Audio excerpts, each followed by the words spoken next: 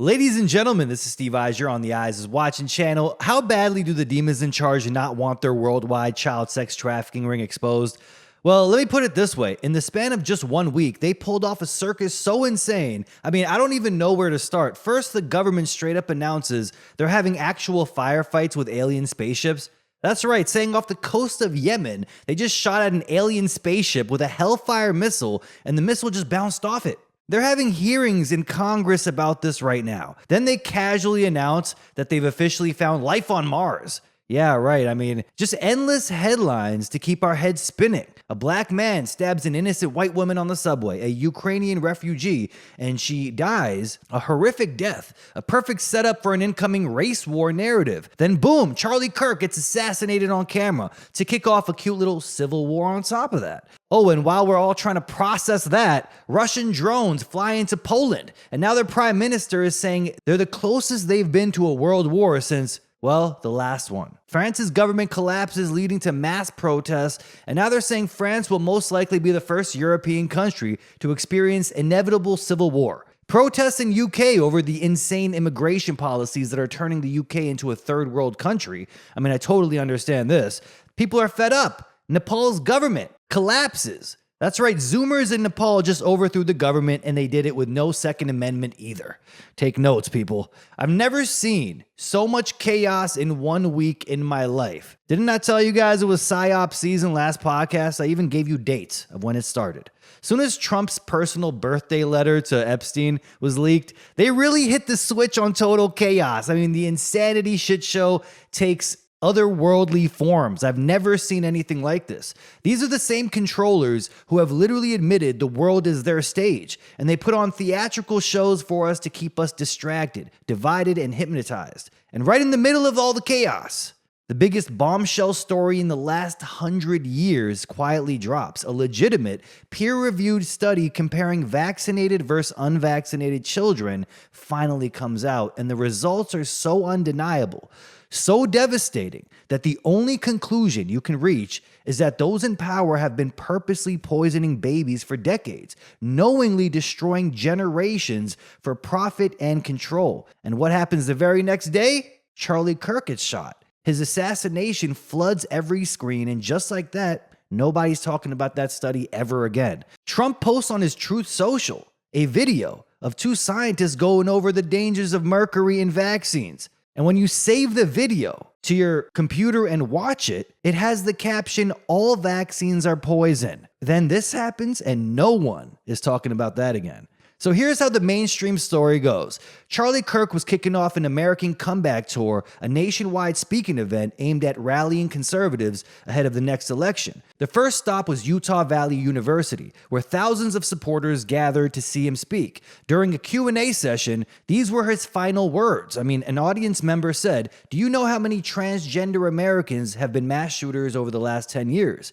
Charlie Kirk replied with, "Too many." The same audience member went on to say the number is 5 and proceeded to ask Kirk if he knows how many mass shooters there have been in America over the last 10 years. Kirk's last words before the shots rang out, he said, "Counting or not counting gang violence." And then, of course, the shot, and then the video shows the crowd immediately panic, diving for cover as security rushed in. Emergency responders were on the scene within moments and quickly moved Charlie to a nearby hospital. According to police, the shot came from approximately 200 meters away, fired with what they described as military-level precision. Within hours, authorities announced that a suspect had been taken into custody, though no name or motive was released to the public at that time. Then that person was released, and another person was taken in, and that person was released, just over and over again. It made the FBI seem incompetent in a way.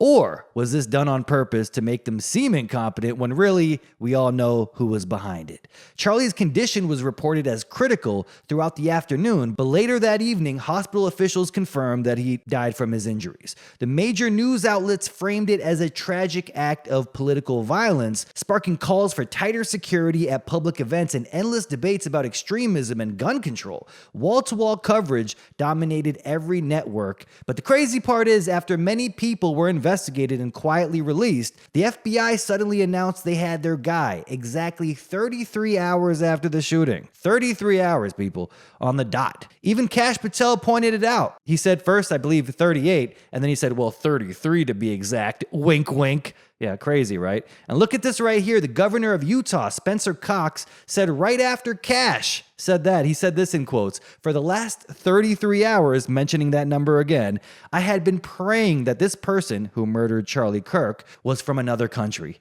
that he was not one of us, because we are not like that. But it was one of us." One of us, huh? Yeah, so he was saying he was hoping it was an illegal immigrant, which is insane, praying for 33 hours exactly. Yeah, and when they finally revealed the suspect, after multiple suspects, I mean, endless people, they finally went with this guy, Tyler Robinson. The first thing that jumped out is how much he looked like a modern-day Lee Harvey Oswald. I mean, his physiognomy, so uncanny. I mean, it almost felt computer-generated. Like an AI program took Oswald's face and tweaked it just enough to pass him off as someone new. Actually, they probably took the actor, Tyler Robinson, as seen right here, and then combined it. You know, the face swap app kind of combining faces? They probably combined it with Lee Harvey Oswald and then got this guy. I don't know. It just seems really weird. Then came the press conference. The Utah governor starts saying, "We got him," while the FBI pats themselves on the back for a job well done. Their story, even though they said Tyler's own father turned him in, yeah, think about that. There was a $100,000 reward for information at first, and no one came forward. Then it magically jumps to over $1 million overnight because of Bill Ackman. You guys know who Bill Ackman is, right? And now Bill Ackman is saying, I will still give that $1 million to the father if this all plays out. So it's like, damn, that dude gets $1 million too. A guy with a background in policing steps up and says, hey, it was my son. You know, after the reward goes to $1 million, it's almost like they needed someone with law enforcement credibility to sell the story, even if it meant throwing their own kid under the bus. Meanwhile, the real professionals behind the hit, well, they slipped away clean, and the public is left with a perfect patsy and a neat little bow on top of a very dirty operation. Governor Cox stated that the investigators were extremely confident Robinson acted alone. Case closed, people. Look at this. This is just insane. So when he's first spotted on campus, he has different clothing on, and then he changes clothing on the roof. On the roof. And then changed back into that clothing at some point, so that when he was apprehended, when he was arrested, the clothing matched the clothing he had on before the shooting here at UVU. Right. Last question. Okay, here. do you know how insane that is? You guys understand that they're trying to convince you he changed twice, assembled and deassembled a bolt action rifle. I believe it's called a Mauser. And that's not easy. That's not something you can just do like it's Lego. You actually need a screwdriver and real experience in doing so. I mean, this is all just absurd. So the guy on the roof did have different clothing from the pictures they originally released of him in the staircase, but that's because the guy changed on the roof and then changed back, you know, after he jumped that 30-foot jump right there.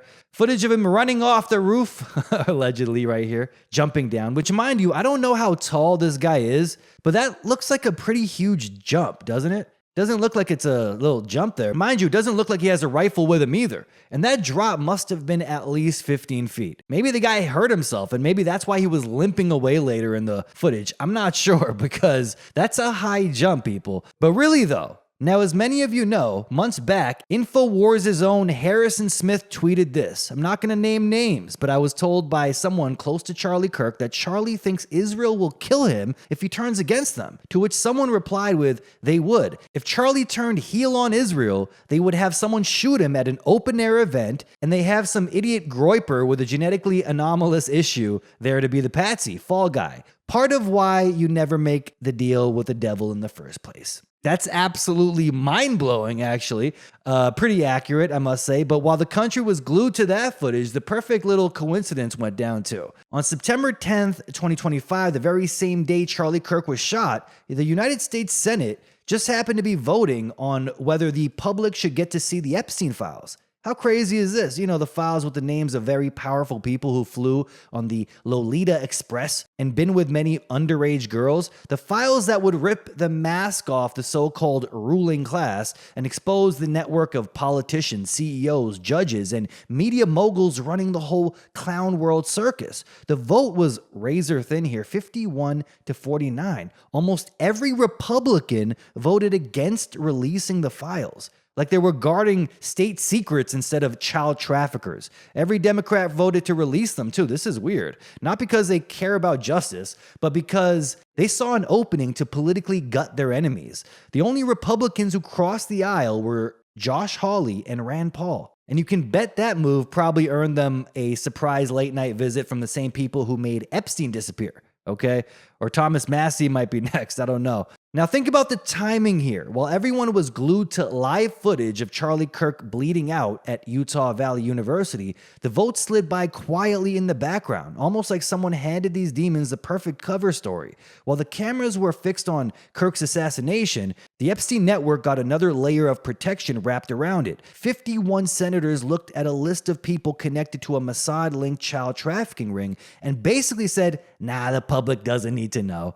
A country that claims to stand for freedom and transparency just voted to keep the most dangerous secrets in the world locked away. Crazy part is, if that vote had gone the other way, it would have sparked the biggest political scandal in American history, and that would be bigger than Watergate, bigger than anything. Instead, they smothered it with a 51 to 49 vote, while the nation was hypnotized by a shiny, bloody distraction. So the next time someone tells you it's all just a coincidence, just remind them that on September 10th, 2025, the day a prominent conservative figure was assassinated in broad daylight, and at that very same time, the Senate quietly protected the elites who run the whole game. If this were a movie script, people would laugh at how obvious it was, okay? On top of that, the same week, the government passed an amendment banning the Pentagon from boycotting Israel, proposed bill from Rubio to revoke passports for Israel critics. That's right, and House approved another $650 million for Israel's missile defense. Wow. But where it gets even darker here is a friend of Charlie Kirk, someone that's deep inside Trump's inner circle, came forward and dropped a bombshell. Charlie refused a massive funding offer from Netanyahu to keep Tipping Point USA flooded with Zionist cash. According to this source, Charlie was starting to question Israel's stranglehold over American politics, and Netanyahu didn't like it one bit. The friend said Charlie began to see Netanyahu as a bully, disgusted by the way the Israeli prime minister was personally dictating Trump's staffing decisions and weaponizing billionaire donors like Miriam Edelson to keep the White House under his thumb. That tension boiled over last June when Charlie personally warned Trump not to strike Iran just to please Netanyahu. Trump snapped, barking at him and shutting the conversation down. That was the moment Charlie realized the president wasn't fully in charge. He was following someone else's script. Not long after, the backlash came hard. Charlie started getting furious late-night calls and texts from top donors and stakeholders, demanding he get back in line. He admitted publicly that these people treated him like property, and behind the scenes, he told friends he was both enraged and deeply afraid of what they might do. His frustration spilled out in interviews where he asked dangerous questions, like whether Epstein was a Mossad agent, or if Israel deliberately allowed the October 7 attacks to happen for political gain. He even said he had less freedom to criticize Israel than Israelis living in Israel, a remark that sent shockwaves through his donor network. Things came to a head at Tipping Point USA Student Action Summit, where he gave a platform to Dave Smith, Tucker Carlson, and Megyn Kelly, all of whom went scorched earth on Israel. They blasted its actions in Gaza, tied Epstein's blackmail ring back to Mossad, and even called out Zionist billionaires by name. The response was instant and vicious. Charlie's phone lit up with angry messages from his biggest funders, demanding to know why he allowed that talk on his stage. And that was the tipping point for Charlie, because he realized he wasn't just clashing with a few donors, he was taking on an entire network that demanded total obedience. And someone just posted this, which I did find mind-blowing here. Clint Russell says just now, Max Blumenthal tells Tim Dillon that Donald Trump fears for his life specifically because of Israel and Bibi Netanyahu. Crazy if true. And then came the day of the hit. And it was anything but clean. Multiple decoys were planted at the scene to create the most chaos and confusion possible. One old man, later identified as George Zinn, was screaming, "Shoot me," like some deranged lunatic, while the real sniper was positioned on the roof. And get this, the same man here, George Zinn, who during the Boston bombing faced criminal charges because he asked Salt Lake City Marathon organizers if he could help set up bombs at the finish line. What was his job really? Maybe his job was to do something like that. You can look him up yourself. I mean, his own name, and many stories pop up. On top of that, he was on a podcast recently called Utah's Most Famous Political Celebrity. And it doesn't just stop there. George Zinn was also on a propaganda video where he recounted how he knew Al-Qaeda was responsible for 9/11 the moment he saw the towers fall. Yeah. You heard that right. This Ashkenazi Jew that was used as a decoy was also on a 9/11 propaganda video. Similar themes here. The moment the shooting was announced, and I mean the exact time, many people came out blaming far leftist extremism, which is weird because no real evidence was even found at the time. I'm surprised how many people came out the moment it happened trying to push a narrative. I'm talking the exact minute. Like, shouldn't you guys wait for some information to come in? But every big figure popped up saying we need to address leftist violence right away. I mean, how did they know exactly? Just like how these same exact people said the moment the World Trade Center was hit, they knew immediately it was Osama bin Laden. Okay, they found the passport. At the Charlie Kirk event as well, another man with a pellet gun was paraded around by witnesses as a supposed shooter. Several people were arrested and quickly released, which is a setup designed to make the FBI look confused and incompetent, I guarantee it, instead of complicit. Zinn's textbook distraction makes it seem like a staged operation, and here's where it gets really interesting. I mean, Utah's Jewish population is pretty tiny, less than 1%, yet Zinn, who just happens to come from an Ashkenazi Jewish background, was the one to be the decoy. Okay, even more suspicious. A private jet linked to the suspected shooter was seen taken off shortly after the assassination. Witnesses tracked its flight path right up until the moment its location monitoring system was mysteriously disabled mid-flight. The jet is owned by Derek Maxfield, a wealthy donor to the Chabad Lubavitch of Utah, one of the most influential and well-connected Jewish organizations worldwide. So now you've got a professional hit, fake suspects on the ground, a bizarre distraction act, and a getaway plane tied to a group with deep political reach, all swept under the rug as quickly as possible. Less than 48 hours before this assassination, Charlie Kirk did an interview with Ben Shapiro, a video in which he criticized Israel, and Ben gave him that look of death, like, I'm gonna call Daddy Bibi on you. Then, of course, Charlie Kirk got the Hannibal directive treatment. Now, whether Israel directly pulled the trigger or just sat back and let events unfold, I mean, I don't know. The message was clear, though. Step out of line and you're done. Within 24 hours, Shapiro announced he was launching his own campus tour to pick up Charlie's blood-stained microphone, almost like it was pre-planned, sitting on standby, waiting for that exact moment. You know, Ben Shapiro announcing right after he'll be taking over Turning Point USA. Oh, great. Just what we need to see more of Ben Shapiro. Kind of like how Israel took Gaza by force, like no one asked for it and they just did it. Jews stealing something that doesn't belong to them again. But can Ben replace a Christian like Charlie Kirk? I don't know. Saying stuff like this, Jewish point of view, where we don't believe in the divinity of Christ. I think that there you can make an argument that the Gospels, which were written, he was just a prophet. No, we don't even believe he was a prophet. What do you think he was? What do you guys think? What do I think he was historically? I think he was a Jew who tried to lead a revolt against the Romans and got killed for his trouble, just like a lot of other Jews at that time who were crucified for trying to lead revolts against the Roman and got killed for their trouble. So he became legend in story, and it became a bigger and bigger deal as time went on. Yeah, he had a group of followers, and then that gradually grew. Yeah, he's going to take Charlie Kirk's spot. Yeah, just what we needed. Another Talmudic talking head right here. Ben Shapiro, just 3 days before Charlie Kirk was assassinated, he said this: "You can't be a leader of the right if you think the president is covering up a Mossad rape ring or struck Iran for Israel." Really interesting, right? That sounded like a threat just a few days before, huh?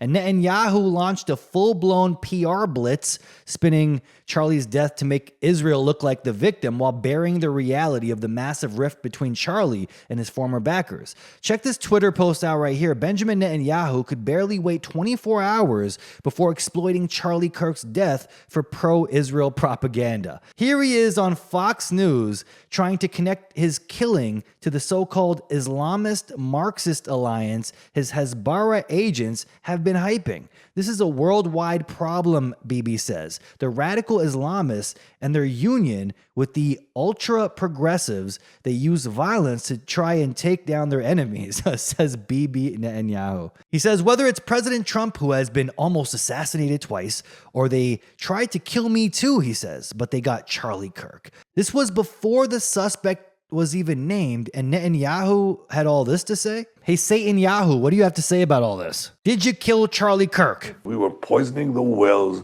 We were drinking the blood of Christian children. You name it. I mean, yeah, we know, bro. Then just one day after, on September 11th, he says this. Netanyahu admits hostages are irrelevant. Netanyahu says we are going to fulfill our promise that there will be no Palestinian state. This place belongs to us. So originally, they just wanted us to believe that they were going in just to get the hostages back. They promised that it was all about the hostages, and now it has nothing to do with it. And the conspiracy theorists were right again. They wanted to take control of Gaza and then take control of most of the Middle East to fulfill the Greater Israel Project. So now it's fully confirmed. And ask yourself, what if Charlie Kirk did know? I'm not saying 100%, Israel was behind it, because I can't possibly know. But what if he was going to expose that soon? So for all the people that are saying, oh, I'm glad he's dead, he supported the genocide in Gaza. Well, you don't know if he's going to change his mind soon. I wouldn't wish death on anyone, okay? Nobody is born knowing chemtrails exist, or the DICs are in charge, or vaccines are poison. You got to do research, and more information comes in, and you change your perspective. How do you know Charlie Kirk wouldn't have changed his? And what if the government of Israel thought he might turn on them? I mean, you got to think. He turned down big donations from Netanyahu and his team. So think about this. The exact same time Google was running a $45 million propaganda campaign with Netanyahu's office to hide the famine in Gaza and push pro-Israel narratives globally, this campaign was actually called Hezbollah, and it uses Google Ads, YouTube, X, and other platforms to spread messages like there is no hunger in Gaza, no famine is happening, while blaming the UN and human rights groups for sabotage because they publicly announced there is a famine in Gaza. And it launched right back after Israel blocked all humanitarian aid and began Operation Rising Lion, a bombing campaign in Iran that killed hundreds of civilians. And where it gets weird is Charlie Kirk reportedly turned down major donations from Israel just days before he was assassinated. Now combine this with the fact that Israel is literally paying big tech at the same time to run global psychological warfare campaigns, makes you wonder if Charlie Kirk did turn down this Hezbollah propaganda campaign. When you connect all these dots, it starts to look less like a coincidence and more like a warning. You speak against the machine, and the Hezbollah network makes sure you disappear. So the Greater Israel Project continues as usual. And the weirdest thing of all, a Truth Social post from Trump. The whole thing feels off. Check this out right here. It's a cryptic message. It doesn't sound like a tribute to me. First off, clearly AI generated, their favorite, which means every element in this image was chosen for a reason. The Israeli flag towering in the background. Yeah, I'm guessing it's just decoration, right? No real meaning. Charlie's assassination came right after he started pushing back on Israeli influence, rejecting Netanyahu's offer to pump more money into Tipping Point USA, and giving his base room to openly criticize Israel. See how it works? It's like pulling away from the AIPAC donors. Maybe that's why a lot of people in Congress don't want to do it. You know what happens when you turn them down, okay? Trump posting this exact image, hugging Charlie under that flag. Feels like a slick way, like a sneaky way of pointing to who really was involved without saying it outright, you know, like a silent accusation wrapped in a smile. Then there's RIP Shlomo Pearl at the bottom. Now, I know some people will say, well, that's just who, you know, designed the pic, right? You know, they just sign it or tag it with their name at the bottom, but it does look like RIP, right? RIP Shlomo Pearl. Makes you wonder why. You know, when you look up Shlomo Pearl, the first thing that pops up is a Holocaust survivor. I mean, what does that say? Is that symbolic in a way? Like a dark inside joke for those who know the real players behind this? Think about it. The Holocaust is one of the most heavily guarded historical narratives in the world, used to justify enormous power and silence dissent, and it keeps those people evading any kind of criticism whatsoever. And by slipping Shlomo Pearl under RIP, you know, Trump could be mocking that very narrative, hinting at who has the power to rewrite history, control the media, and even decide which deaths are mourned and which are erased. And please tell me this, the day after Charlie Kirk was shot and killed, I don't know how to pronounce this guy's name, it's very Jewish, Hanania Naftali says this mural in Israel was made to honor Charlie Kirk. His legacy must live on. This happened one day after, and this looks like a really carefully designed and complex picture right here. A lot of effort went into this one. And how long does it take to create a mural like that? Does it take less than 24 hours? Did Israel already have murals up of Charlie Kirk before he died? And someone says this, James Lee, how quickly can a mural of this size be completed, Grok? And Grok says a mural like this, roughly 15 by 10 feet, with detailed portrait and text, could be completed in 3 to 7 days by a skilled artist or even a small team working 8 to 12 hours daily. Factors like complexity, materials, and weather, if outdoor, affect timing. Some large murals have been finished in as little as 9 days.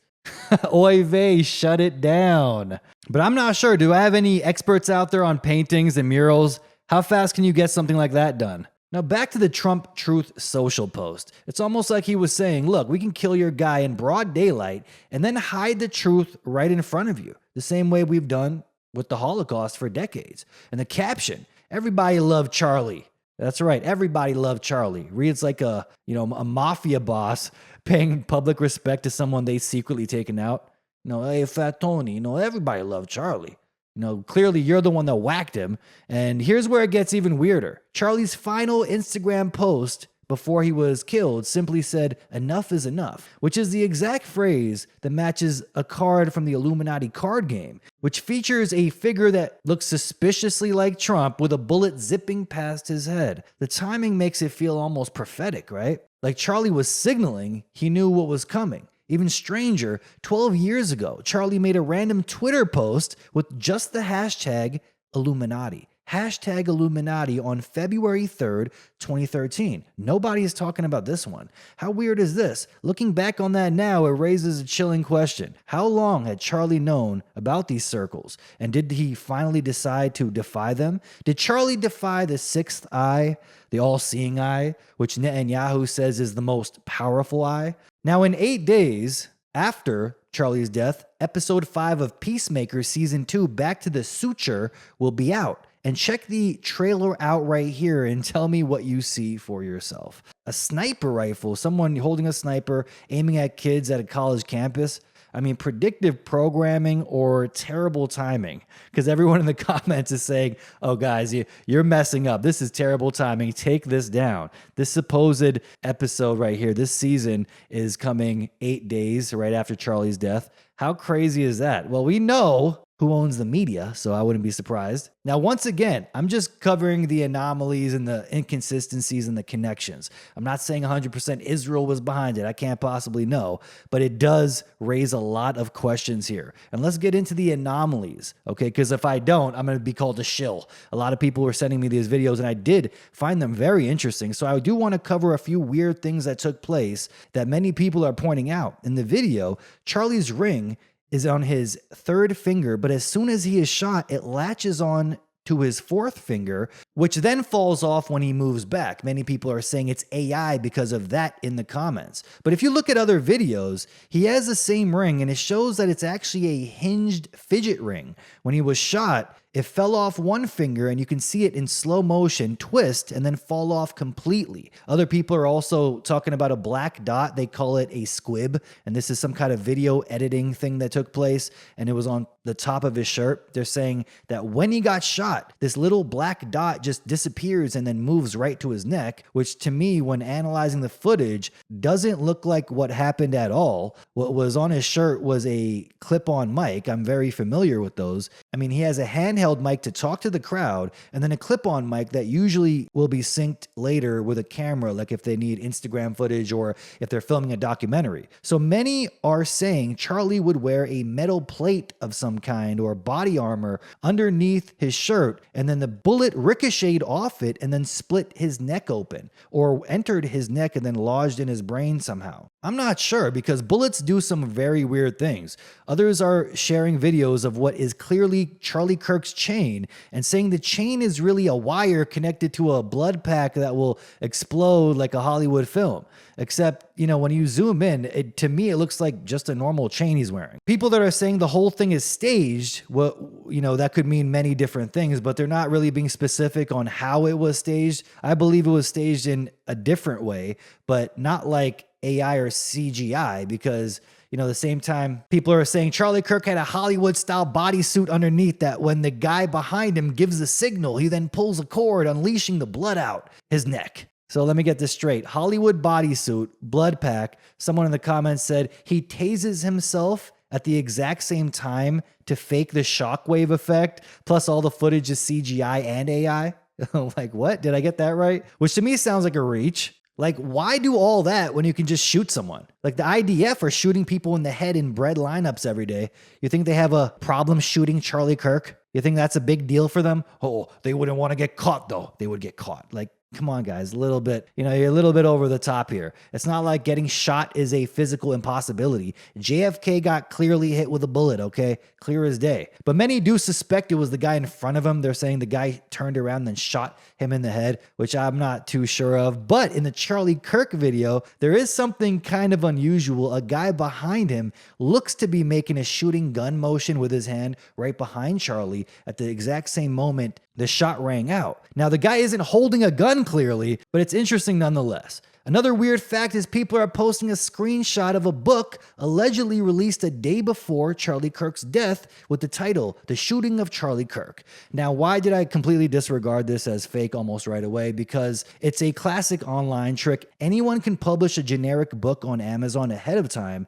then edit the title, cover, and description after the fact, while the original publication date stays the same. It happens all the time. Now, internally, Amazon can see every edit that was made and when, but the public has no way to see it on the page. That makes it very easy for people to set up this little hoax, and from the outside, it appears as if the book had the same title and cover, even if it was completely different just a day earlier. I mean, you could do it yourself if you have a business Amazon account. You can just go to any product you have, change the title, picture, and description, and it doesn't let people know that, okay? And the publication date remains the same. If Amazon discovers a listing that's fraudulent or misleading, they can quietly delete it or suspend the account that created it. That's why they took it down right away. But when that happens, people often mistake it as a cover-up, right? They're saying, oh, they took it down. Clearly, they're trying to cover something up. They say the book disappeared and immediately assume, see, they're hiding the truth, when really it's just Amazon cleaning up some kind of troll job, okay?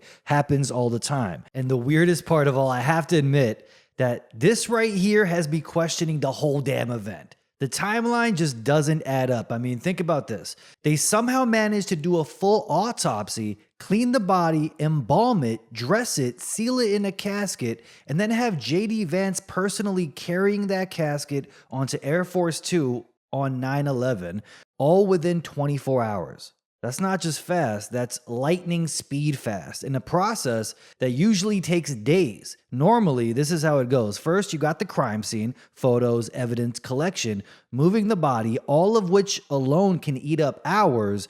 Then the autopsy itself, which isn't just a quick peek inside, it's a detailed forensic process that takes 2 to 4 hours minimum. After that, the body has to be cleaned, stitched up, and prepped for embalming, which is another 2 to 3 hours. hours, especially if there are traumatic wounds like a gunshot to the neck. Then there's embalming, dressing the body, casket prep, and then transfer to the airport. Even if everyone was on standby like a NASCAR pit crew, you know how fast they change the tires at a NASCAR race? You're still looking at 10 to 15 hours minimum, and that's no paperwork delays or forensic holdups. In reality, this whole thing almost always takes 2 to 3 days before a body is ready for viewing or transport. So how the hell did they pull this off in less than a day? The only way this is even remotely possible is if federal authorities and military mortuary teams were involved from the very first minute. And that means there has to be pre-authorization, approvals lined up before the trigger was even pulled. And it wasn't just the speed, it was the symbolism. Charlie Kirk's body loaded onto Air Force Two on September 11th. JD Vance front and center, cameras rolling. That's not a natural chain of events. I'm seriously questioning the timeline here. That's a carefully staged production, okay? You don't just stumble into imagery that perfect. Then almost instantly, Charlie's wife, this is a weird one, Erica Kirk, posts a video to her Instagram, a video of herself crying over the casket, and people immediately pointed out that Charlie's hands looked really weird in that clip. Some people saying he didn't look natural or lifelike. But here's the thing, bodies change after death. Pigmentation phase, I do understand this, so when the blood drains and coroners often use makeup to restore color, so the body looks more presentable. Going through the comments, a lot of people who have lost loved ones were actually defending this, saying, yeah, my family member looked just like that, or that's totally normal embalming. Others were questioning Erica's reaction itself, like, why would she post this so soon? Who grieves like that on camera? But again, digging through the comments, people were sharing their own videos of them crying over loved ones' caskets, saying they did the exact thing. So if you go to their profile, they show themselves posting it. So grief doesn't always follow a neat preset pattern. You can't expect everyone to mourn in some textbook perfect way. Still, I have to say that when you put all of this together, the timing is the weirdest part of this. Like, did this event happen when they say it did? And the speed of the autopsy and embalming, JD Vance with the casket on Air Force Two on 9/11, Erica's video hitting Instagram almost immediately, and the way the whole thing was packaged for the public, I mean, this does seem like a pre-scripted event, okay? I'm not saying the shooting didn't look real, because that shooting looked very realistic. But was everything mapped out ahead of time, down to the very last tear on camera? And that's why many people, including myself, do feel like something isn't right here. Look, people are calling the video of Kirk getting shot fake, but if it is, Charlie Kirk deserves an Oscar and a star on the Hollywood Walk of Fame, because that seizure-like drop is exactly what happens when someone takes a bullet to the head or neck, okay? I've seen enough real gore to know it. No joke. And I could play thousands of clips here of people getting shot or having their throats cut, and the pattern is always the same, okay? It's not like a movie. People were expecting it to be like a movie when you get your throat slit. Do you know what that's like? The blood doesn't just come dripping down your neck like it's an 80s slasher, okay? The blood squirts out, liters of blood, especially when the carotid artery or the jugular vein gets shredded. Blood loss is explosive, pouring out like a fire hose, okay? A liter or two per minute. The instant collapse, the twitching, the river of blood, it all lines up. A doctor even explained it perfectly. The carotid artery pumps blood up to the brain, and the jugular brings it back down. And when either one is hit, it's catastrophic. The way Charlie instantly slumps suggests the bullet might have also hit his spinal cord. Sure, they probably tried to save him, but even rushing him into surgery with that kind of damage, when I saw the video, I said, it's over. There's zero chance of him surviving that, okay? People also saying, why isn't his body dripping with blood when he was taken away to the car? Well, because people don't have an infinite amount of blood in their bodies, okay? I know, surprising, right? Now, I've seen people get shot, people get stabbed in real life, and here's what you need to understand. Gunshot wounds aren't a one-size-fits-all. There are dozens of variables, bullet types, velocity, angle, and what tissue it hits first. The human neck is a small, complex area packed with arteries, veins, vertebrae, and soft tissue. You can't compare it to shooting a deer or a watermelon. Someone said it's like in a watermelon, if a 30-06 round hits a watermelon, the watermelon explodes. That's not what a human body is like, okay? It's not even like ballistic ballistic gel either. Some hunters online claim that a high-powered rifle like a 30-06 would cause the neck to explode like a watermelon, like it was hit with a sledgehammer. That's not always how it works. Depending on the round and trajectory, the bullet can travel cleanly through, or it can ricochet internally, doing massive internal damage without creating a huge external wound. I've read autopsy reports where a bullet enters the skull through the forehead, ricochets around the whole head, lifting the top of the scalp like a lid before exiting through the front again. Real world wounds don't always match Hollywood expectations. You can also watch videos of deer getting hit with 30-06 rounds, and it's not always the same, okay? You can watch hours of this. You can read people's reports. Hunters that are hunting deer will tell you that it doesn't always look the same, okay? It's not always a one-size-fits-all, bullet goes in, huge exit wound. Sometimes the bullet ricochets inside and then lodges itself into a shoulder cavity, okay? This actually happens and leaves no exit wound. This is what happens in the real world. People are expecting movie-like scenes here, but that's not what the real world shows us. I understand being skeptical, and I'm the type to question absolutely everything, but everything we saw in that video, from the collapse, the way the blood comes out, the reaction, the shockwave. And people are saying because of the shockwave and the way the shirt moves, that it clearly was a bodysuit. No, that's what it looks like when you're hit with a 30-06 round. And mind you, entry wounds don't usually leave a big hole, but I'll get into that a little later. Sometimes when someone is shot with a high caliber round, in order to find the entry wound, they actually have to stretch the skin apart. You have to stretch the skin just to find where the bullet went in because it's such a high caliber round. Saying this whole thing was a complete and utter hoax, I understand it's very appealing to some because the sexiest narrative for a lot of people that are looking for a conspiracy is always the event never happened. Okay, the event didn't happen at all. It's all CGI. It's all AI generated because that gives them the biggest dopamine release,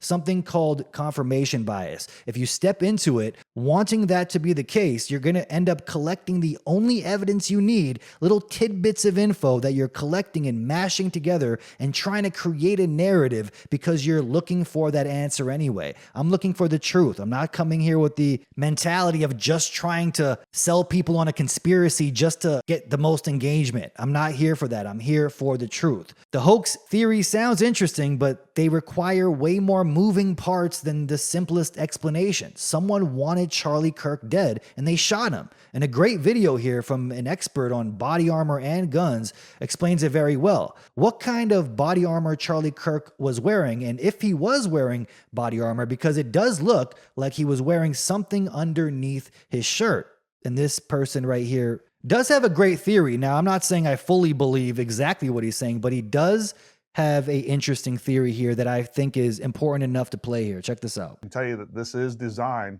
to have additional protection in and around it that's going to prevent injury from that fragmentation and or death.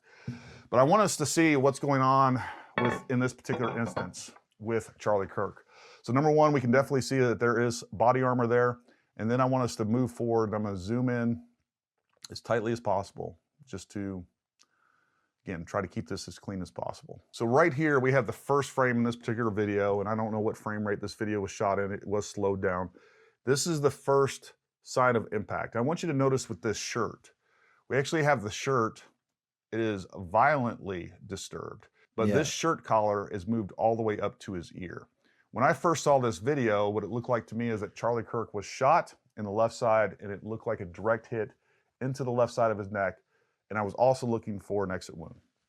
But that doesn't explain why the shirt was moved the way that it was. As we move forward a little bit, I want you to see, folks, right here. I want you to notice that there is a spot on the shirt. Right here. And that spot on the shirt also correlates with the very top edge of this body armor.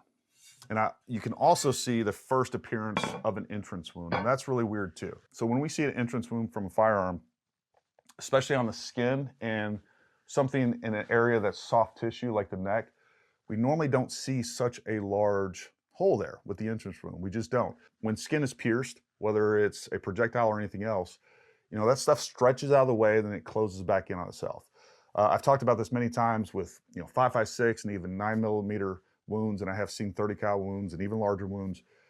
a lot of times with these smaller caliber wounds, even up to 30 cal, it's hard to see a entrance wound at all, especially with 5.56, 9mm. A lot of times you got to stretch the skin. There's techniques that we use when we're assessing casualties where we stretch the skin apart and we're looking for those less than obvious wound channels with an entrance wound. Here we see a fairly massive wound. What is very clear to me is that we had a round that impacted the upper edge of his body armor, and then that round deflected directly upward. So now what we're dealing with is not only a deformed projectile, but it's also now moving upward, which would make the wound larger, both because of its deformation and now its angle of entry, and it's also probably fragmented as well. And that also makes a lot of sense to me because there is a side view of this footage. You know, originally I thought that round went directly into his neck and we would see some sort of exit wound on the back. I never saw that exit wound, and I think it's because basically we had that round hit, deflect directly upward and up into his cranial cavity. And I'm fairly certain that that projectile is still inside of his body. I also just watching this and his reaction and the way that he seized, and I know there was a lot of blood and things after this. I think Charlie was dead the moment right at impact. I do too. Now, he thinks the bullet lodged in his skull, so it went into his brain through the neck area and lodged somewhere into the brain. But playing that video back, I think I saw the bullet coming out through the back. Now, it's very hard to tell unless you look really closely right here. Now, do you see you're going to see on this black shirt right here from, you know, the bodyguard standing behind him, you're going to see a tiny little silver line, okay? It's going to be very, very hard to spot, but if you pause it in the right area, you will see it. Directly into his neck, and we would see. There it is. Do you guys see that? That could possibly be the bullet. Neck, and we would see. There it is. Very hard to pause it right there. I thought that round went. I have to pause it. I don't know how to, directly let me see if I can do it. into his neck, and we would see. There it is. That right there looks like the bullet to me. That looks like the bullet, folks. And it looks like it might have bounced off. I'm not sure what it bounced off. Maybe the top of the body armor that he had on split his neck open and went to the side like that. If he is correct, this guy, the body armor expert, it might have bounced off the body armor, split his neck open, and maybe bounced off of a bone or something and went through the back. That's what bullets do in real life, okay? It's not like a movie all the time, but that looks to me like the bullet. He says no apparent exit wound. I never saw that exit wound, and very interesting stuff, but I believe the autopsy report will definitely let us know a lot more. I'm expecting some kind of exit wound, or maybe it just split his neck open and went through the back. But usually, like in the Las Vegas shooting, you can examine the gunshot and know where it came from, what kind of round it is, and how far the shooter was. Now, researcher John Cullen analyzed the audio from the Charlie Kirk shooting and confirmed that the timing between the crack of the bullet passing and the thump of the rifle firing matches a 30-06 round fired at an elevation of about 4,600 feet.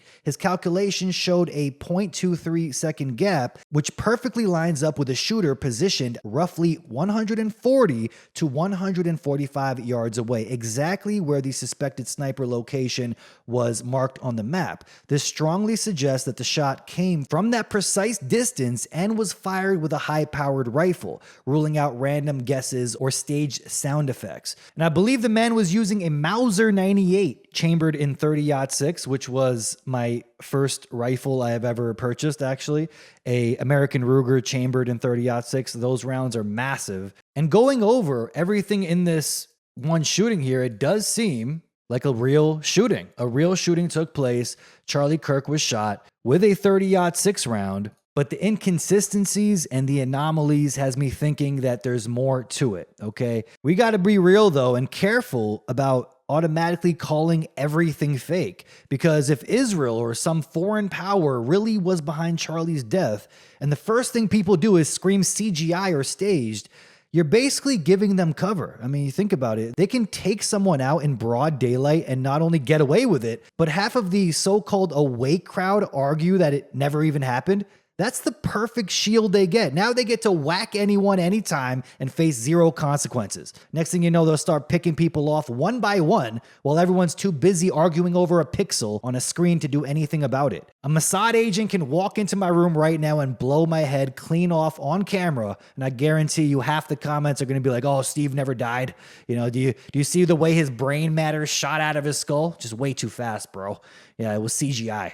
You know, that napkin on his desk fell faster than I would like. CGI, bro. Now, people are bringing up numbers and numerology saying, well, the numerology is all around here. That proves the whole thing was staged and fake. What? Numerology proves it's fake? That's enough evidence you need to prove the whole thing is fake? Guys, a little more discernment here, okay? Just because he had 47 on hats in front of him, and then you add 4 plus 7 3 times. Oh, that's 33. Guys, if you're plussing, minusing, subtracting, dividing, multiplying, doing quantum equations just to find a number like 33 or 666, you guys are really losing it, okay? I'm not saying there isn't numerology in some of these events, but you guys are reaching. That's what you call reaching. 47 is obviously the president, and he has those hats in front of him every single event. 47th president, Trump. Guys, come on. You know, the numerology proves it's fake. No, it doesn't. And why I think this is not one of those staged events to go after guns is because they're blaming a bolt action rifle. Okay, this isn't a gun control operation. If it was, they wouldn't have used a standard bolt action hunting rifle,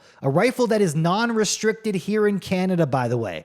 If they couldn't successfully go after people's ARs in the States, what chance do they have to go after basic hunting rifles? Okay, they have zero chance of that. People are like, Trump is going to go full scorched earth and do the biggest gun grab ever and come after people's hunting rifles. Guys, come on now. That's what you call the ultimate reach. The pieces don't fit. But you know what actually fits? The story here, they're spoon feeding everyone like it's straight out of a bad cop show. Okay, now apparently Tyler Robinson wasn't just some random dude who spent too much time online. No, they're claiming he was part of some secret Discord terror cell where shadowy voices gave him orders, where to go, where to grab the rifle, even what to etch on the bullets. Sounds dramatic, right? Except Discord themselves combed through his entire account and said they found nothing. No planning, no threats, no talk of violence, nothing at all. And one of Tyler's old high school buddies even called him a Reddit kid, basically saying he was just another socially awkward online goblin arguing about Marvel movies and gaming rigs, not some master assassin coordinating with handlers in the dark web. And the official narrative wants us to believe that a 22-year-old somehow pulled off a high-level hit on Charlie Kirk, one perfect shot to the neck from 200 yards, then managed to disappear in the chaos, slip past thousands of evacuees, dodge every cop perimeter, and stay missing for 33 hours. Kind of weird how there's zero eyewitness accounts of anyone actually seeing this kid anywhere. Not one, not a single photo, no shaky cell phone clip either. Nothing, just good old FBI telling us their version of the events. And get this, Trump is now out here thanking Kash Patel like he's some kind of national hero. Kash is even posting his own Twitter saying he personally fought to get this footage released, claiming there were people who wanted it buried. According to him, that decision is what allowed the shooter's dad to recognize his son and turn him in. So now we're supposed to believe Kash saved the day. Really stop and think about that for a second. This is the same Kash Patel who was just getting roasted by everyone for completely screwing up the Epstein files. People were demanding he step down, okay, after he went on Joe Rogan and casually said he'd watched all of the Epstein footage and didn't see anything important. While Pam Bondi, who actually worked on the case, said there were tens of thousands of hours of child porn involving top government officials. So Kash basically covers for the elites one week, then magically becomes America's golden boy the next because he released a video in quotes. And yet through all this, we have zero independent evidence, third-party verification, nothing. No raw footage that hasn't been given to us by the FBI. Just the same people who control the narrative telling us, trust us, bro. We got this one right. Nothing to see here. Move on. Hilarious stuff, Kash Patel turns into a hero overnight. Tim Dillon said something hilarious about Kash Patel. He said Kash Patel is so terrible at the head of the FBI that If he had a dispute with DoorDash and Cash was in charge investigating it, Tim definitely wouldn't get his money back. The FBI wouldn't be able to secure his credit of $11.90. That's actually hilarious. And of course, the conservative base desperately wanted this to involve a transgender connection. I don't know what it is. That word is like a shock word. They were basically begging for it online, foaming at the mouth, waiting. You wait and see. You're about to find out. And then when they heard the word trans, they're like, see, we told you so. So when the propaganda networks finally delivered the headline they've been craving, boom, case closed. No further investigation needed. Like the conservatives were waiting for this. Tyler lived with a transgender roommate named Lance Twiggs, who was in the process of transitioning. That's all it took. The inconsistencies, the bizarre timeline, the obvious decoys, completely ignored now. It didn't matter that Discord said the so-called planning messages weren't even real. Discord messages, or that they came from a roommate retelling a note Tyler allegedly left somewhere else. Once that word trans was uttered, it was game over. That word seems to get conservatives to go on a frenzy. Alex Jones was jumping up and down for joy like a kid on Christmas morning, hearing the word trans. CNN said his new favorite word. Forget evidence, forget timelines that don't add up. CNN mentioned trans, and suddenly even the so-called truth tellers were cheering. It's almost funny in a depressing way. They're all so busy celebrating their talking point victory that they don't care if the entire story is made of duct tape and lies. They want us to believe it was a Reddit fanatic, except he had some kind of $1 billion federal budget. Now, mind you, I'm not saying leftists aren't completely insane. I'm not saying that at all. Could they actually go to an event and kill someone like this? Absolutely. I mean, they're actually insane. Go to any one of these college campuses and debate a trans person. Tell them they're mentally ill and see what happens. They are absolutely loony, okay? The pills and the estrogen shots, I don't want to be around them at all. It's almost like begging for death to be around these psycho freaks. And then after this death, just look at how many millions of people are celebrating his death. Someone made a great point saying 100% of the people celebrating his death like this are vaccinated. And that is absolutely correct, because the shot is doing what it's meant to do. Disconnect you from God completely. Serious neurological disorders in these people. Okay, jumping up and down for joy because someone got murdered. I mean, how insane is that? There was a video out of Amsterdam. They were interviewing girls in Amsterdam, and it seriously made me lose hope for humanity, okay? All of these young girls are like, oh, it's great. Great news he got killed. We're so happy he got killed. And then the interviewer is like, do you have anything you disagree with? And the girls are like, no. They don't even know what he said. See, this is the leftist indoctrination we're talking about. Get your kids out of these schools, okay? We know they're indoctrination camps, and we know who funds the curriculum. We know where the communist ideology comes from, the feminist ideology, this Antifa Marxist garbage. We know where it comes from. We know where the funding is coming from. These people are brainwashing your kids into becoming psychotic leftist freaks. And it is all by design, okay? I gotta go over this meme right here. People are saying, isn't it crazy how a $36 disguise, cheap hat, and sunglasses could beat a $400 billion surveillance company like Palantir? Hilarious, but some are taking this seriously as if Palantir's tech is weak, when in reality it shows just how staged this whole thing is. Palantir's system isn't some dumb, outdated tech that can't track a person wearing a baseball cap, okay? This is a company with about $1 trillion in funding and access to some of the most advanced surveillance technology on the planet. Their systems are so precise, they can pinpoint which room in an apartment someone is hiding and guide a drone missile right to that spot, taking out one target while leaving the rest of the building intact. I want you to think about that for a second. They did that in Iran, but yet in Gaza, they decide to blow up entire buildings, turning them to rubble. Yeah, so much for the accurate system you got. Lets you know exactly what their plan is in Gaza. They could be targeting the so-called Hamas leaders with this exact accurate technology like we saw in Iran, but instead, they're just turning everything to rubble, almost like they want to go in and retake the whole place, okay? So we know what the plan really is. This isn't a company here, Palantir, that just stumbles around blindly.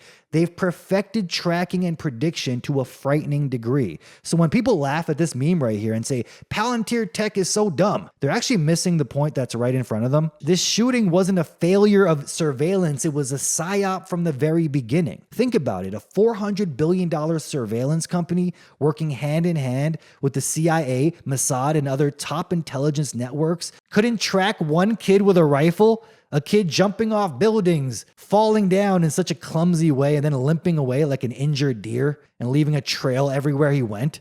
I mean, please, that's not incompetence. That's theater. The fact that he even got away at all tells you they wanted this to play out exactly like it did. Couldn't catch this kid, but if you post something anti-Semitic with an anonymous account, you'll have iRobots drag you out of your home and take you to a quarantine camp. Okay, that's basically what happens. But they couldn't find this kid. Yeah, after shooting someone at an event like this. This meme actually proves the opposite of what people think. If Palantir's system is as accurate and all-seeing as we know it to be, and it is, there's no way this wasn't staged. They can find terrorists hiding in caves halfway across the world, but they can't track a teenager running around a city with a basic bolt-action rifle, a rifle that's non-restricted, once again here in Canada, by the way. The whole story just stinks. Okay, fun fact here. One day before Charlie Kirk's death, this was uploaded to a YouTube channel, a video in which Alex Karp, Palantir CEO, said this. The obvious fact is, if you care about not being surveilled illegally, if you care about the treatment of people who come into the country illegally but deserve adequate treatment, if you care about lives in Gaza, in Ukraine, and all over the world where Palantir is used, you're going to want the best software in the world because it's the only way you can reduce and more precisely target the people and justifiably. And actually, the only way where you can say this person did this and they deserve to go.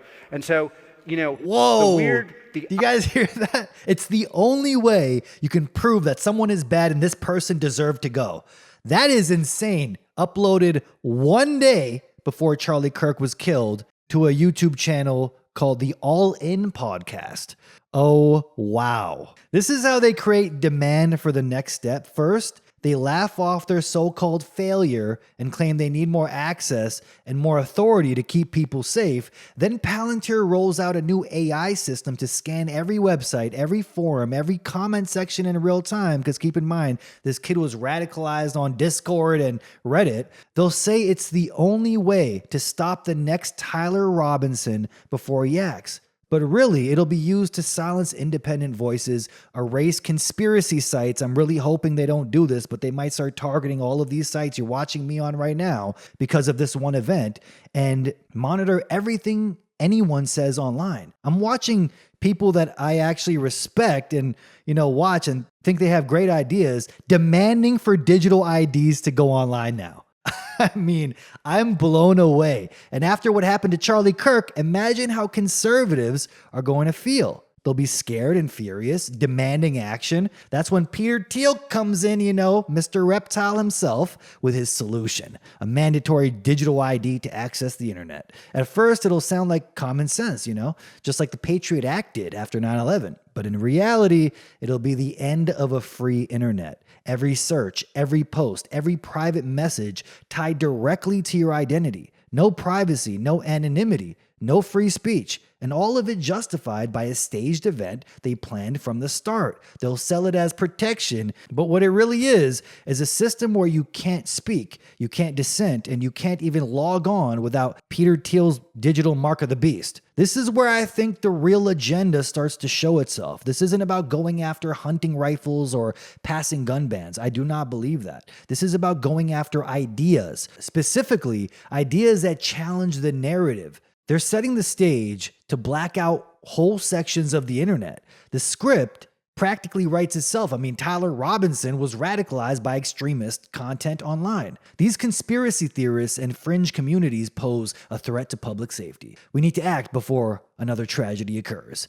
And that now they'll have conservatives right on board. And this is where Palantir swoops in. They'll come forward with their next big rollout, a system that can scan every single website, every comment section, every forum in real time. Because Discord messed up. They weren't tracking hard enough. Maybe that kid deleted all of his messages somehow. This is what they'll say. They'll say it's just to stop another Tyler Robinson to catch the next so-called extremist before he acts. But once that system is online, they won't stop there. Independent websites will start disappearing. Entire conspiracy forums will get shut down. Even comment sections under news articles will be tracked and filtered. Anything that goes against the approved story will be flagged and removed. And here's where they really close the trap. To even get online at all, you'll need a digital ID. They'll sell it as protection. They'll say it's to verify users and keep the internet safe. But what it really means is that every single thing you do online, every search, every post, every private message will be tied directly to your identity. No more anonymous speech, no more free conversations. Everything will be tracked, logged, and stored. After what happened to Charlie Kirk, think about how conservatives are going to feel. They'll be angry, scared, desperate for action, and instead of fighting back, a lot of them will actually demand this system. That's when Peter Thiel steps out and says, in order to stop the next Tyler Robinson, we must verify every internet user. Actually, it's something that the Oracle CEO wanted years ago. After 9/11, he actually presented this exact system. I guess they needed a lot more psyops to justify it. At first, it will sound like common sense, but in reality, it's the biggest power grab in history. To stop a problem they likely created in the first place. You'll be forced to accept Peter Thiel's Mark of the Beast, a mandatory digital ID you need just to log in, post, or even browse the web.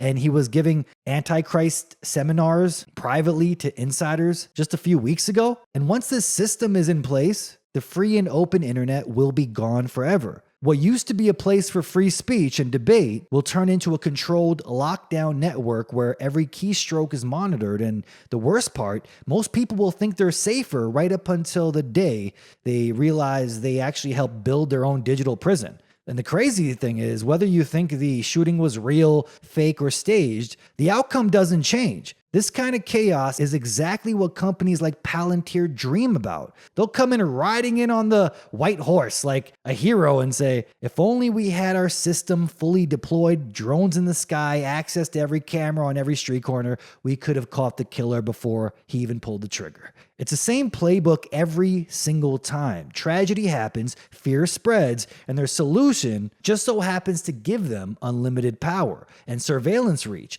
Palantir isn't just another tech company, it's the beta version of America's future, digital police state, a warm-up act before the main event. And who's right there at the center of all this?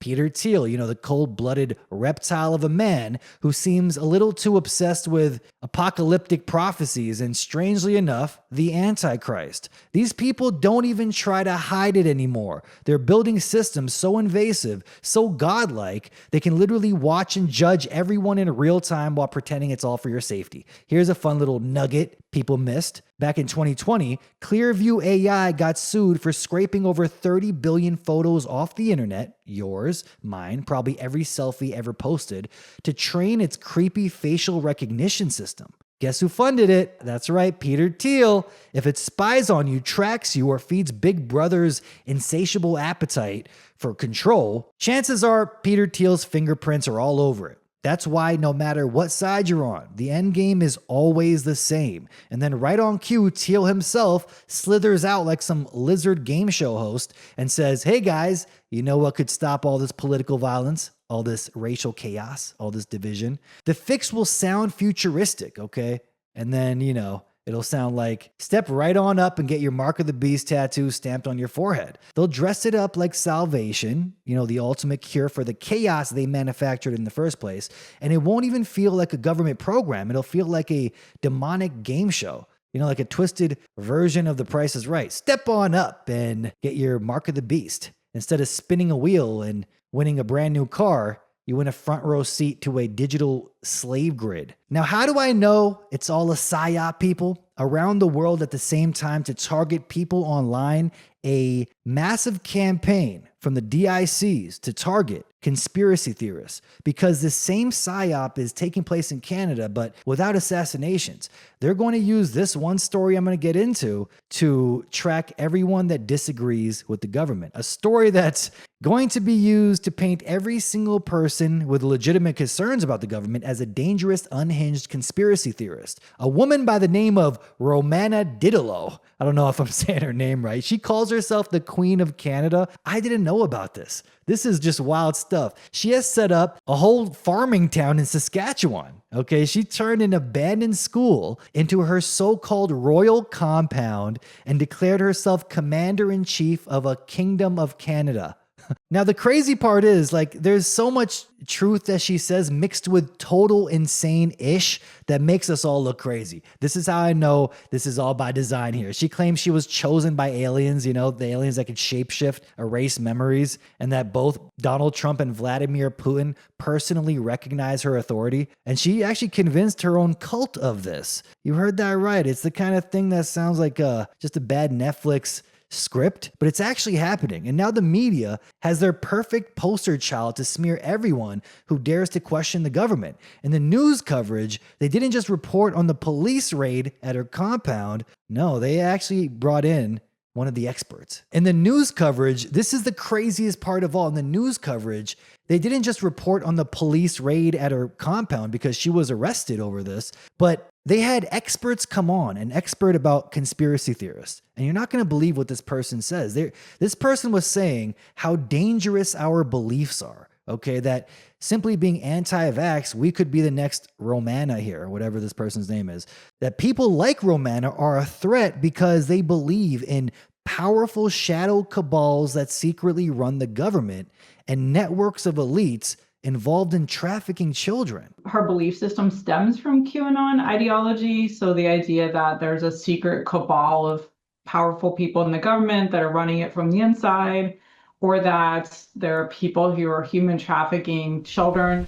Really? That's the crazy conspiracy theory now? You mean like the well-documented Epstein-Mossad blackmail operation? The one where elites were literally flying on the Lolita Express to rape trafficked minors on a private island? The same child trafficking ring that got Ghislaine Maxwell convicted and sent to prison. The same scandal that our very own media tried to bury for years. But see, this is how the game is played here. They take someone like Romana, who has legitimate reasons to be angry, and let's be honest, she's right about a lot of things she was saying. She said vaccines are poison bioweapons. The government did lock people in their homes and lie about the virus. So there's a lot of things that she said that are accurate, but she adds in so much insane stuff that she has to be a government plant here. The elites are pushing globalist control through digital IDs and programmable currencies. She says that too. All of that is 100% true. But then she wrapped those truths in total delusion. Okay. She declared herself Queen of Canada, started handing out fake royal decrees, and turned it into a cult. Now the media can point and laugh and say, see, this is what happens when you question the system. You end up believing in alien superpowers and imaginary kingdoms. This is textbook psychological warfare, okay? They take real issues like deadly vaccines, government corruption, child trafficking, and wrap them up in a package so insane that normal people won't dare touch it. And now anyone who questions the official narrative can be instantly dismissed as being just like Romana. Meanwhile, the real shadow cabal keeps working in the dark, building surveillance grids and digital systems. And while you're distracted by the Queen of Canada's cult compound, they're quietly putting the finishing touches on a system that makes all of us subjects, not of some fake kingdom, but of a very real technocratic empire. So notice how whether it's America or Canada, psyops are being pulled to target conspiracy theorists and online content. This is why they're going to justify the Palantir system, new AI algorithms to detect any comment they disagree with. This is going to happen quite soon, and it's kind of terrifying that it's happening around the world at the very same time. Let's talk about the latest bombshell out of the vaccine world, because the walls are finally starting to crack. And even the people who once cheered this whole thing on are now jumping ship. UCLA just dropped a peer-reviewed study in Nature Genetics that basically proves what they spent years calling a conspiracy theory, that these mRNA shots have fundamentally broken people's immune systems. This isn't some random Substack article either, okay? This is UCLA's own Dr. Elaine Huang and another doctor here showing that synthetic mRNA doesn't behave like the natural kind your body creates. Normal mRNA degrades quickly after it delivers its message. That lingering synthetic code is jamming up immune pathways and creating chaos inside the body, leading to a massive surge in autoimmune diseases like lupus, multiple sclerosis, and even diabetes. Their study identified over 5,000 different genetic variants tied directly to this disruption. So in plain English, this is a smoking gun showing why previously healthy young people are now reporting collapsed immune systems, random viral flare-ups, and chronic illnesses. For years, anyone that even suggested this was labeled a dangerous conspiracy theorist. Now UCLA just confirmed it in black and white. It's like setting off a grenade in the middle of a safe and effective narrative. And while this information was coming out and breaking, we got a very awkward confession from none other than Charlemagne the God, okay? Calls himself the God, yeah. The same guy who once sat across from politicians and pushed the mainstream talking points is now admitting on his own show that he regrets taking that damn COVID shot, end quote. Major, guys.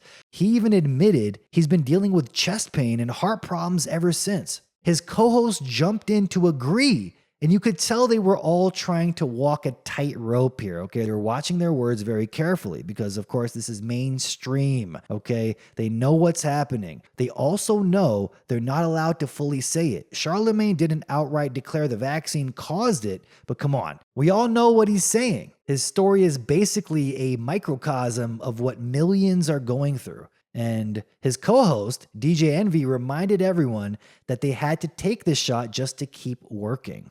Biden promised in 2020 there would never be mandates, then turned around and forced them on federal workers, contractors, and large private businesses. Thousands of people lost their jobs, and now years later, the same folks are walking around with chest pains thinking, what did they put in me? And now the FDA is doing what they always do when the damage can no longer be denied. They're covering their own asses with a few carefully worded warnings. In May, the FDA quietly ordered Pfizer and Moderna to update their labels to admit there's a heightened risk, in quotes, of myocarditis and pericarditis, especially in young men, ages 16 to 25. It's crazy, right? It's like clearly it was designed to do this, like the young fighting age, you know?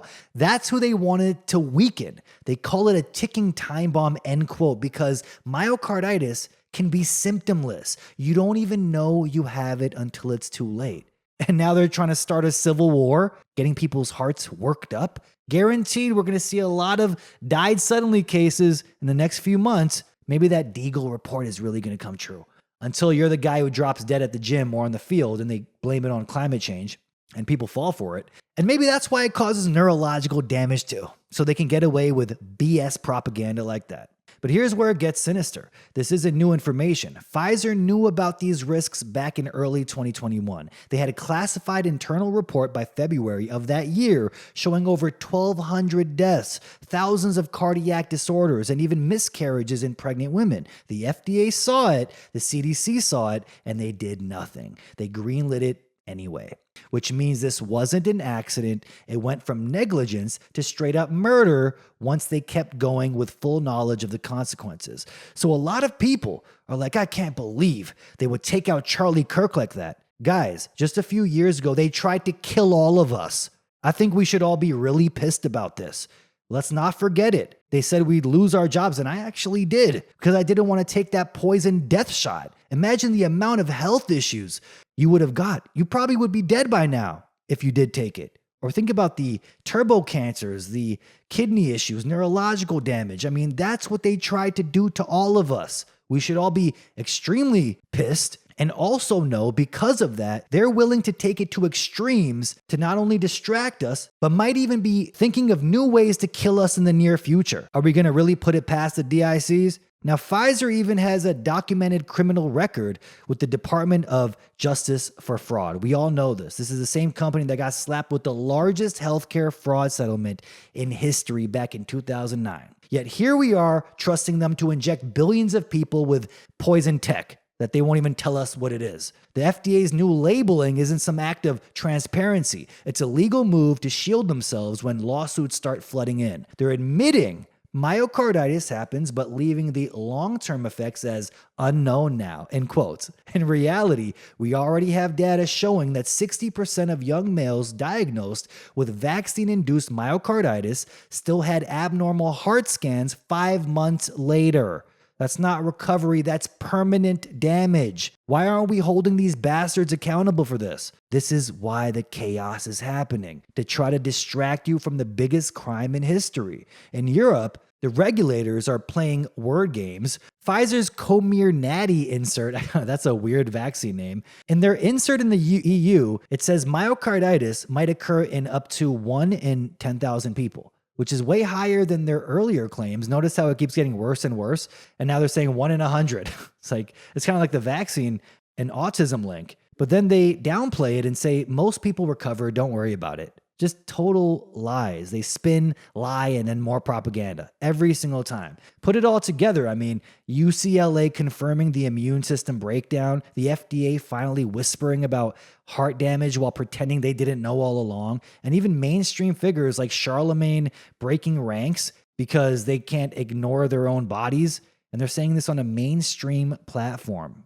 I would say biggest urban radio platform in the world. Okay, this isn't a health system making mistakes. It's a global depopulation machine running exactly as designed. And if you think these warnings are a sign that they're pulling back, think again. They're still pushing booster shots now and targeting new variants, they say. The only thing that's changed is the messaging. They're cooling the mark out, in criminal psychology terms, convincing the victims it was just bad luck, while quietly preparing their next round of shots.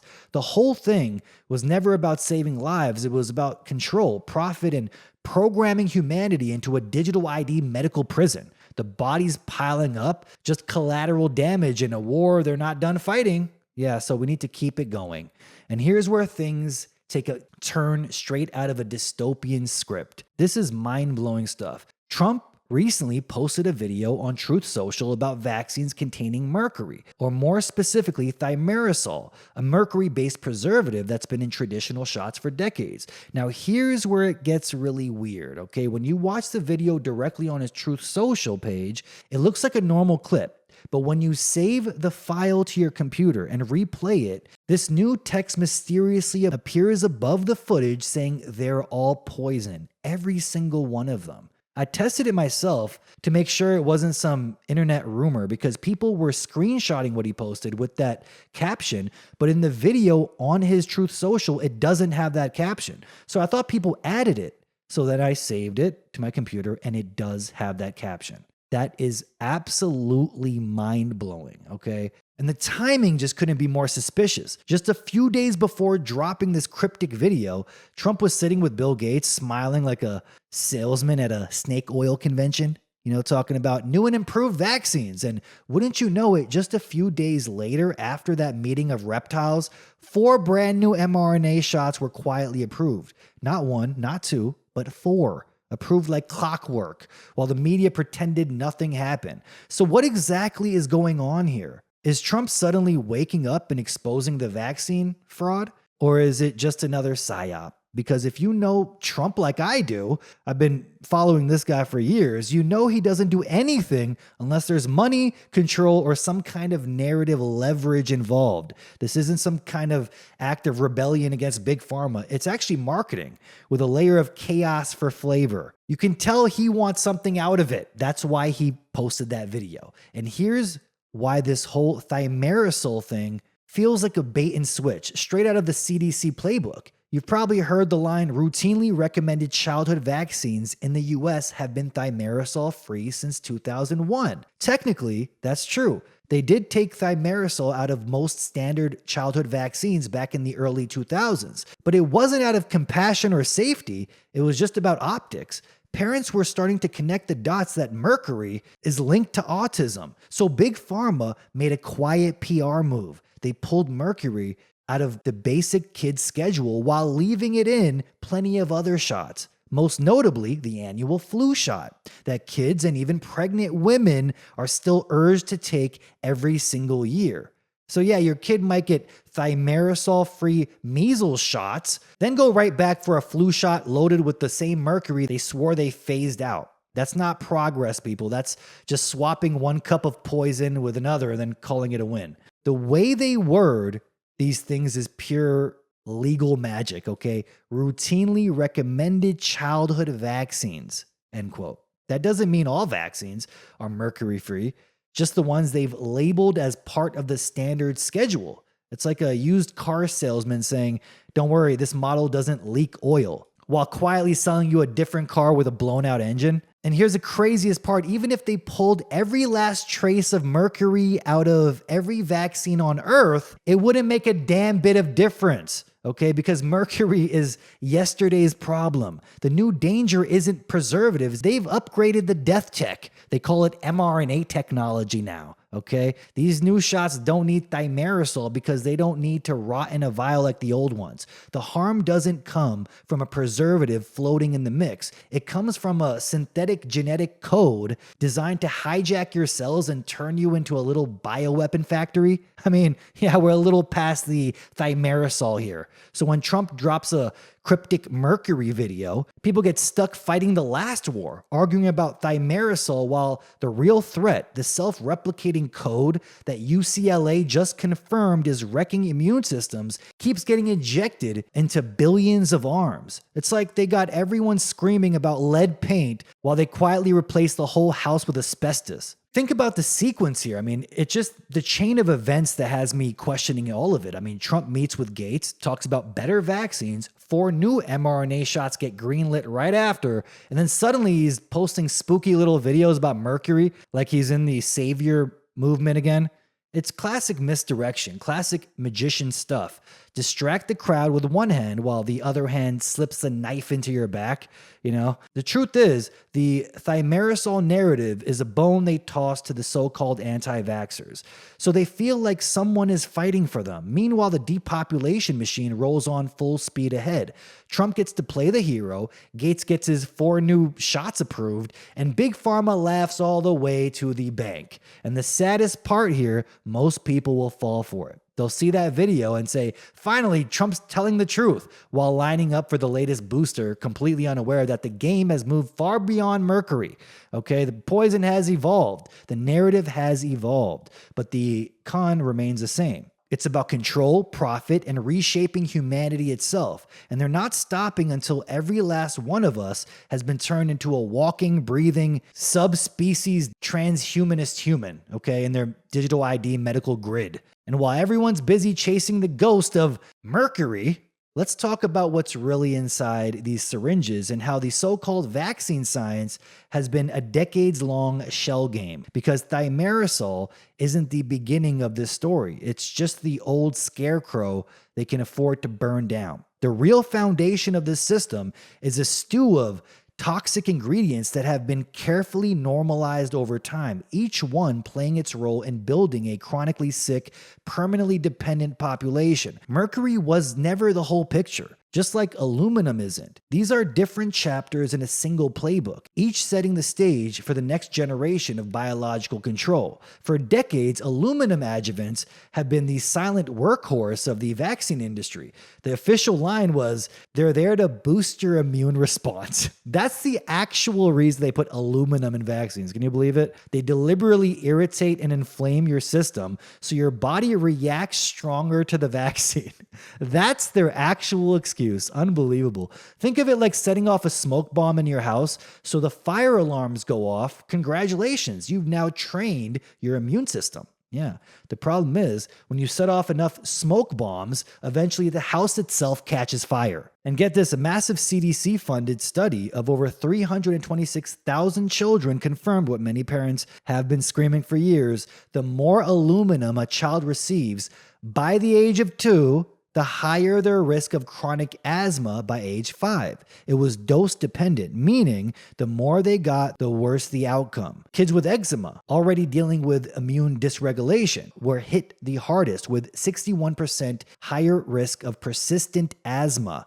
Even a small bump in aluminum exposure in a single day raised risk by 6%. The peak doses came during those infamous well baby visits, where doctors line infants up like cattle for multiple shots at once. And let's not forget the larger picture here. Asthma isn't just about wheezing and inhalers. It's a lifelong condition that locks families into the pharmaceutical treadmill, the hamster wheel of death. But aluminum's impact doesn't just stop on the lungs. Studies have tied it to neurological damage, with evidence piling up that aluminum travels through the bloodstream, crosses the blood-brain barrier, and embeds itself deep into neural tissue. Researchers have found extraordinarily high aluminum levels inside the brains of autistic children, not floating around randomly, but lodged inside neurons and immune cells like microscopic shrapnel. Shaw's work showed a near-perfect correlation between rising aluminum exposure and skyrocketing autism rates over the past 20 years. A link so obvious that it's just hard to ignore and deny, okay?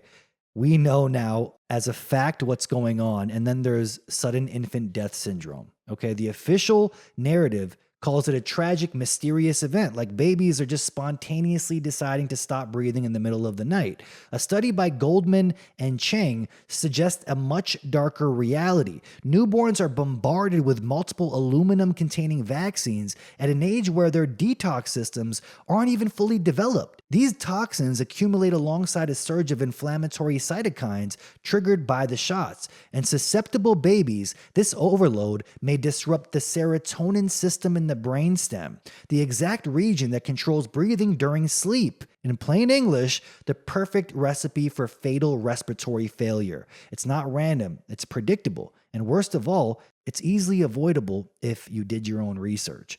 The list of aluminum-laced shots is long and reads like a standard childhood vaccine schedule. Hepatitis A, B, DTaP, pneumococcal, HPV, meningococcal, and a few others, up to 22 doses by age 18. Aluminum has been in these formulas for over half a century, normalized to the point where parents don't even think about it. And aluminum isn't even the only game in town, okay? Just going over all of these ingredients here, it's insane. I mean, we got trace amounts of formaldehyde. And you know what their excuse is to inject you with formaldehyde? There's a lot of viruses in you, okay? It stops virus production. Antibiotics like neomycin and streptomycin to keep bacteria from growing in the vaccine vials.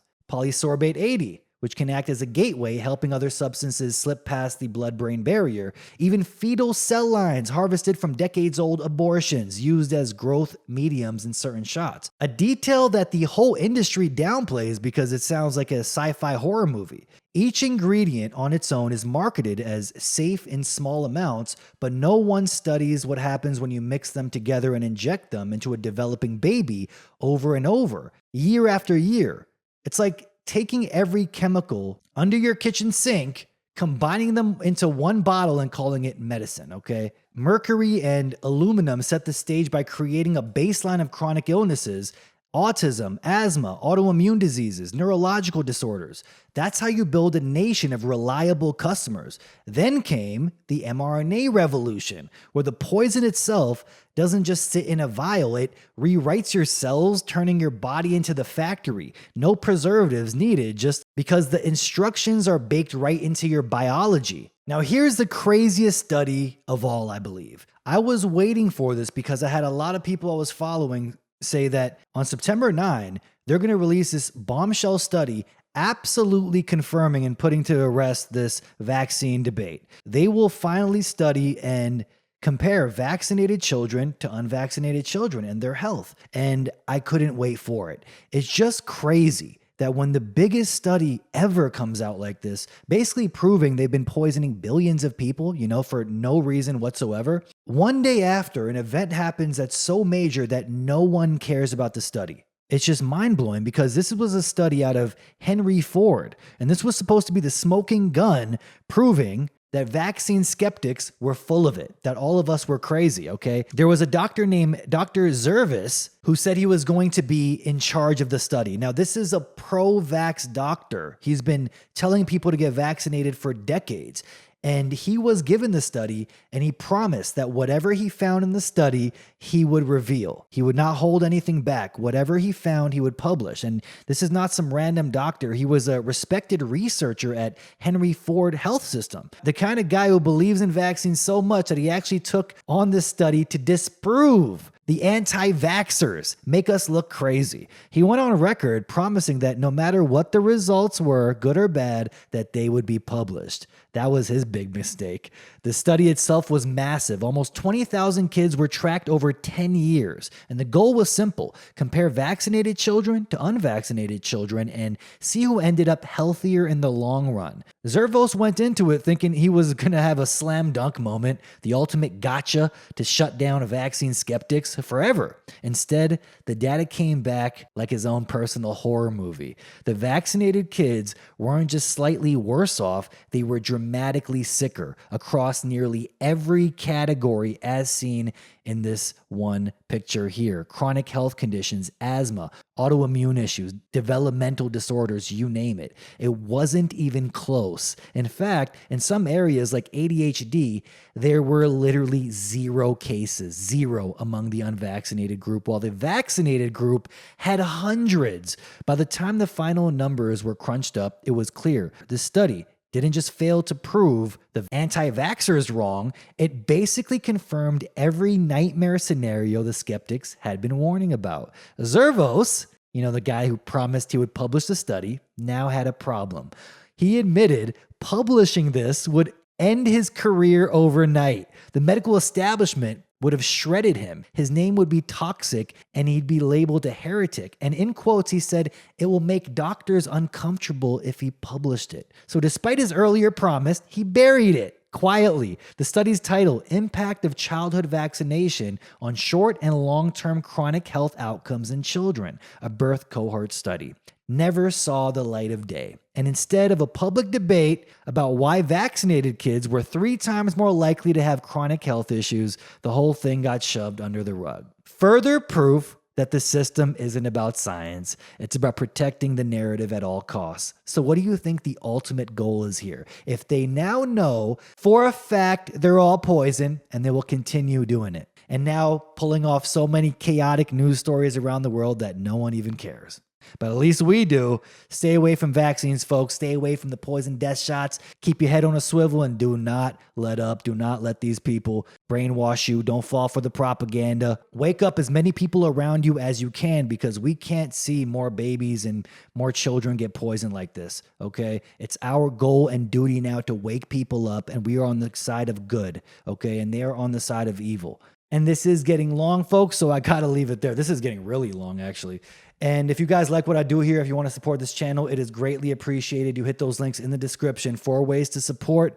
Links are in the description. Donation platforms.